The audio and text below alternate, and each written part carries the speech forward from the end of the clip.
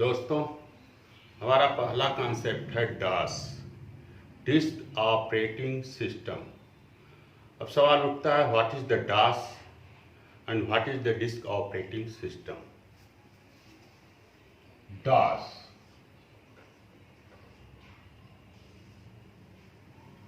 दोस्तों, ये डास है तो डिस्क है, और ऑपरेटिंग सिस्टम डास डिस्क को ऑपरेट करता है। जैसे ये डास है,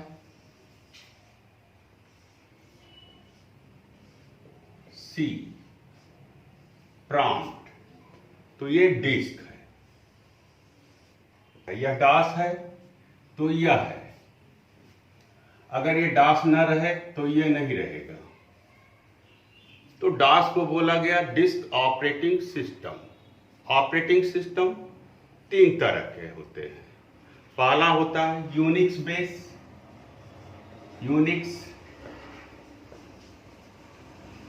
बेस ऑपरेटिंग सिस्टम।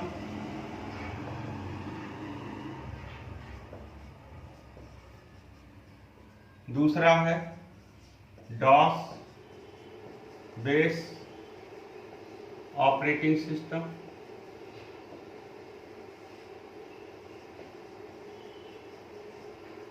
तीसरा है विंडो बेस ऑपरेटिंग सिस्टम।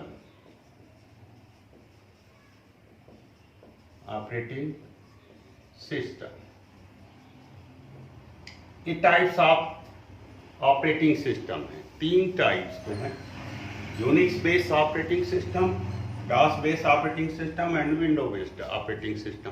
दोस्तों, ये यूनिक्स बेस्ड ऑपरेटिंग सिस्टम पे प्रोग्रामिंग का काम सिर्फ यह होता था, प्रोग्रामिंग का काम।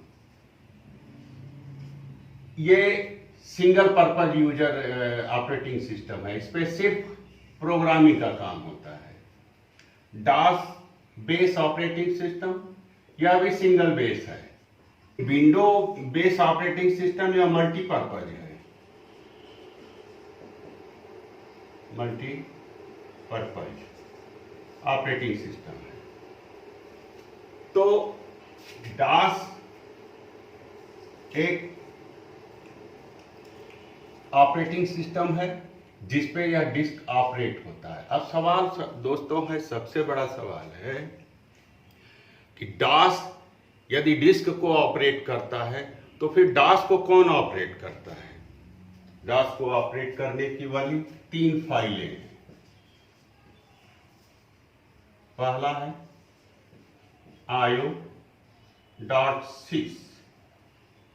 IO.sys, दूसरा है command.com और तीसरा है MS-DOS.sys। ये तीन फाइलें मिलके डास को ऑपरेट करते हैं। इन तीनों फाइलों में से एक भी फाइल अगर मिट जाती है तो डास खत्म हो जाता है, और डास नहीं रहेगा तो पूरा प्रोग्राम बंद हो जाता है, एरर। इसलिए दोस्तों, कंप्यूटर का चलते रहना इन तीनों फाइलों का मौजूद रहना माना जाता है। अगर इन तीनों फाइलों में से कोई भी फाइल मिट जाती है तो कंप्यूटर बंद हो जाता है। फिर पूरे कंप्यूटर को फॉर्मेट करके कंप्यूटर को बूटिंग प्रणाली बूट किया जाता है, बूट कराया जाता है। जब हम बूट कराते हैं तो उसमें ये तीनों फाइलें रहती हैं, IO.sys, command.com एंड MS-DOS.sys। ये तीन फाइलें मिलके डास का वजूद सामने लाती हैं, और डास आता है तब ये डिस्क आता है, और जब यह डिस्क आता है तो इसी पर MS ऑफिस है, तो टैली अकाउंटिंग है, तो DTP है, सारे प्रोग्राम्स इस डिस्क पर आते हैं। दोस्तों, hard disk D and C को हम हार्ड डिस्क माने, C hard disk, D hard disk. बाकी ए से लेके जेड तक ये फ्लॉपी डिस्क है। इसी में से कोई सीडी डिस्क है, कोई ई कृत्रिम डिस्क बनाया जाता है।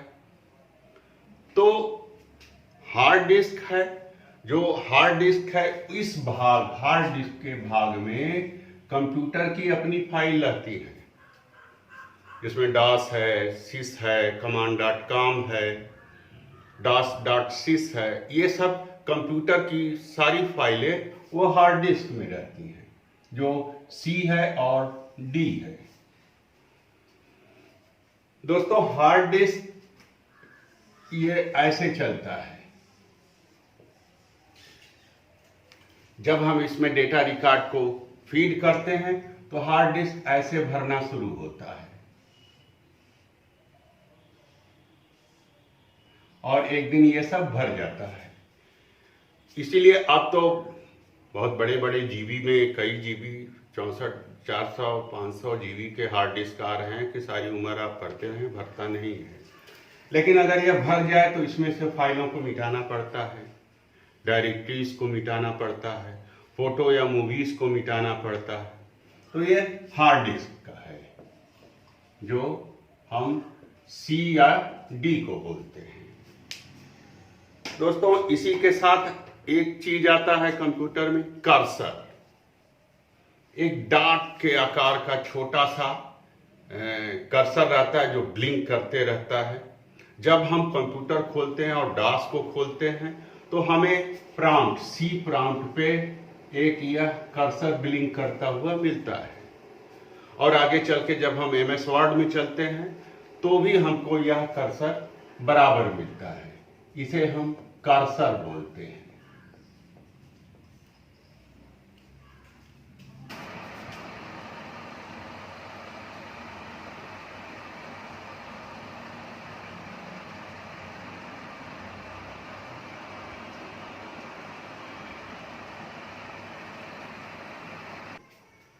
कीबोर्ड में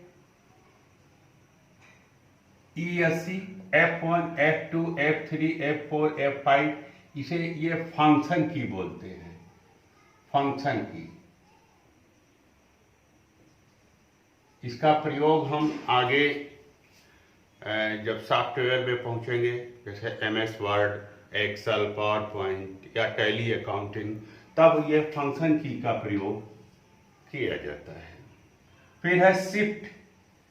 यह शिफ्ट की दबा के, जैसे अगर कोई वह मैटर लोअर केस में आ रहा है, हमको अपर केस में करना है, तो एक बार शिफ्ट की दबा के उस की को दबाएंगे, टी को या पी को या यस को, तो वो कैपिटल लेटर में आ जाएगा। लेकिन अगर कैप्स लॉक दबाकर हम सारा काम करते हैं तो पूरा मैटर हमको कैपिटल लेटर में मिलता है। इसी तरह से नीचे है कंट्रोल, CTR कंट्रोल, अल्टर की दबा के भी हम कमांड्स लगाते हैं और कंट्रोल की दबा के भी कमांड्स लगाते हैं। इसी तरह से यह है वन स्पेस, ये लंबा की है वन स्पेस। बाकी बीच में है ASDFGHJK QWERTY वगैरह वगैरह कीबोर्ड आप लोगों ने देखा होगा। तो आगे इधर हम आते हैं तो ये अप एरो की है, ये डाउन एरो की है, ये लेफ्ट, ये राइट एरो की है। इसके आगे हमको न्यूमेरिक कीपैड मिलता है। तो दोस्तों इस की का आप ध्यान रखिएगा, क्योंकि डास के कमांड में हमें इन कीबोर्ड से ही सारे कमांड्स को लगाना है। यह सिंबल्स ऑफ कंप्यूटर, जिसमें डास के कमांड में हम इन सिंबल्स के कीबोर्ड को प्रयोग करते हैं। कीबोर्ड में ये जो सिंबल्स मिलेंगे वो हम डास के कमांड में लगाते हैं। तो पहला है वन स्पेस, दूसरा है डॉट की, सेमीकोलन, बैकस्लैश, ये बैकस्लैश, फॉरवर्ड स्लैश, ये कंट्रोल है। इस तरह कंट्रोल होता है। ये शिफ्ट की, हैश की, डॉलर की, @ ये कंट्रोल की है, CTR। या कंट्रोल की को दबाकर ही हम कोई कमांड लगाते हैं, जैसे Ctrl+Z, इससे फाइल सेव होती है डास में। तो अब जैसे हमने ये कंट्रोल की दबा दिया, ये कंट्रोल हो गया, और फिर Z को दबाया तो यह हो गया Ctrl+Z, ये कमांड हो गया।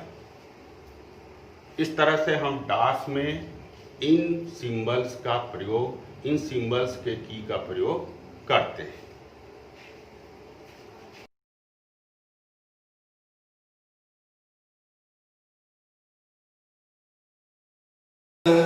श्री विश्वनाथ इह संभजतोऽस्य सांब,